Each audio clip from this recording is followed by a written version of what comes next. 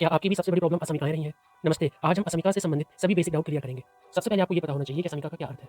दो राशियों के बीच वह संबंध जो यह बताता है कि वे बराबर नहीं हैं। इसका अर्थ यह है कि जब किसी चीज़ की सीमा तय करना हो, तो वहाँ आप असमीका का उपयोग करेंगे। जिस तरह समीकरण में बराबर के चिन्ह का उपयोग करते हैं, उसी तरह असमीका में तुलनात्मक चिन्हों, जैसे छोटा है या बड़ा है, ऐसे चिन्हों का उपयोग किया जाता है। आइए जानें तुलनात्मक चिन्ह कौन-कौन सी हैं। नंबर 1 है ग्रेटर दैन, इसको आप से बड़ा भी कह सकते हैं, उसकी चिन्ह इस तरह से होगी। दूसरा है लेस देन, जिसे आप से छोटा भी कह सकते हैं, उसकी चिन्ह इस तरह से होगी। इन चिन्हों को याद रखने की सबसे बढ़िया ट्रिक क्या है? दाहिने हाथ से ग्रेटर देन और बाएं हाथ से लेस देन। इसका अर्थ क्या है? आपको अपने दाहिने हाथ की कोई भी दो उंगलियां, जैसे हम थंब और इंडेक्स फिंगर लेते हैं। अब इस तरीके से आप तिरछा वी बनाएंगे, तो ये जो तिरछा वी बन रहा है दाहिने हाथ से, ये ग्रेटर देन होगा। उसी तरीके से यदि आप अपने लेफ्ट हैंड से बाएं हाथ से अपने थंब और अपने इंडेक्स फिंगर से बनाएंगे, तो ये जो आकार बनेगा, ये लेस देन होगा। आप इसे याद रखने के लिए ये भी ध्यान रख सकते हैं कि दाहिना हाथ, क्योंकि इससे हम ज़्यादा काम करते हैं, तो इसीलिए ग्रेटर देन।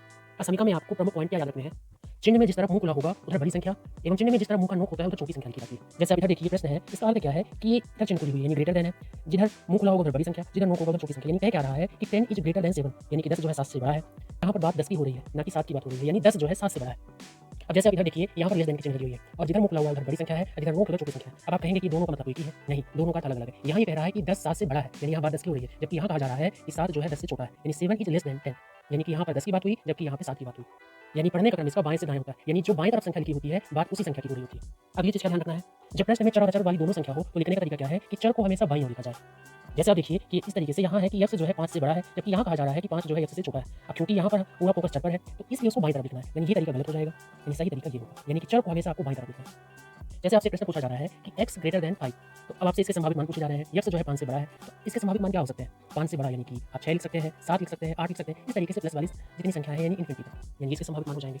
चलिए और देखें असमीका की कौन सी चिन्ह है। तीसरी चिन्ह है ग्रेटर देन और इक्वल टू, और चौथी चिन्ह है लेस देन और इक्वल टू। देखिए ग्रेटर देन इसका मतलब आपको समझ में आ रहा है, इक्वल टू यानी जो नीचे छोटी सी लाइन खींची हुई है, इक्वल टू को दर्शा रहा है। ऐसे देखिए ये लेस देन की चिन्ह है, जो नीचे लाइन खींची हुई है वो इक्वल को दर्शा रहा है। अब इस इक्वल का क्या अर्थ है और हम कब इस चिन्ह का उपयोग करेंगे? जब हमें किसी संख्या की एक ऐसी सीमा तय करनी हो जिसमें वह संख्या स्वयं भी शामिल हो, यानी याद रखना है स्वयं भी शामिल हो, तब हम इस ग्रेटर देन और इक्वल टू और लेस देन और इक्वल टू इन दोनों चिन्हों का यूज करते हैं। आइए बेसिक से उदाहरण से चारों चिन्हों को समझें।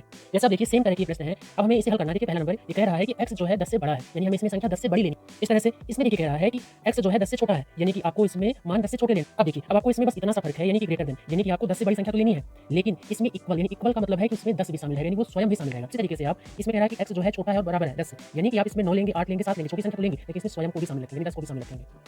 इस तरह से यानी साधारण शब्दों में कहना चाहें तो ये छोटी सी चिन्ह हमें सिर्फ इस चीज की अनुमति दे देती है कि जो इधर राइट साइड में जो संख्या लिखी हुई है वो भी संख्या शामिल हो जाएगी। ये आपको समझाने के लिए उदाहरण था, बाकी संख्या पर निर्भर करता है कि संख्या प्राकृतिक है, पूर्ण है, पूर्णांक है, वास्तविक है इत्यादि, उसी अनुसार x का मान निर्धारित होता है। मैं आशा करूंगा कि अब आपको असमीका के चिन्हों को पहचानने में कोई दिक्कत नहीं होगी। राधे राधे।